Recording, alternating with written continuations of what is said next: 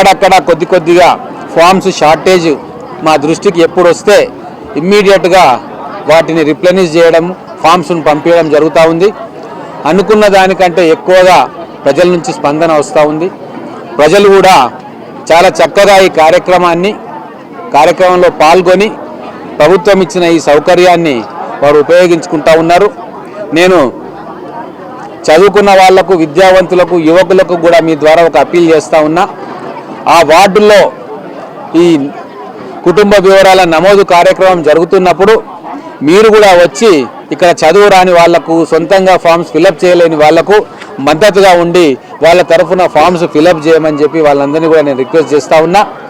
ఈ ప్రొఫార్మాలో అది కలర్ అయినా సరే, ప్లేన్ అయినా సరే మాకేం ఇబ్బంది లేదు. ప్రభుత్వానికి కావాల్సింది ఆ కుటుంబం యొక్క వివరాలు. వీటిని తీసుకొని మళ్ళీ కంప్యూటర్లో ఫీడ్ చేస్తాం. కాబట్టి కలర్ జిరాక్సే ఉండాలని ఏం లేదు. ఇంకొకటి జిరాక్స్ కూడా అవసరం లేదు. ప్రతి దగ్గర కూడా సఫిషియంట్ ఫామ్స్ మేము పెడతా ఉన్నాం. ఒకవేళ దొరకకుంటే మాకు ఎవరికి చెప్పినా కూడా మళ్ళీ ఇమ్మీడియట్గా పంపిస్తూ ఉన్నాం. ఆ ₹2 కూడా ఖర్చు పెట్టాల్సిన పని లేదు. ప్రభుత్వమే దగ్గరుండి ఫామ్స్ ఇప్పిస్తుంది. ఇది కూడా మీడియా మిత్రులు మీరు ప్రజలకు తెలియజేయాలని చెప్పి కోరుకుంటా ఉన్నాం. ఇప్పుడు ఎవరైతే అమ్ముతున్నారో వాళ్ళ వివరాలు కమిషనర్ గారికి చెప్పండి, ఎస్ఐ గారికి చెప్పి లోపల పెట్టిస్తాం. చాలా స్పష్టంగా ఈ అప్లికేషన్ ఫామ్స్ను ఎవ్వరు కూడా అమ్మొద్దు అని చెప్పి గవర్నమెంట్ ఉత్తర్వులు ఇచ్చింది.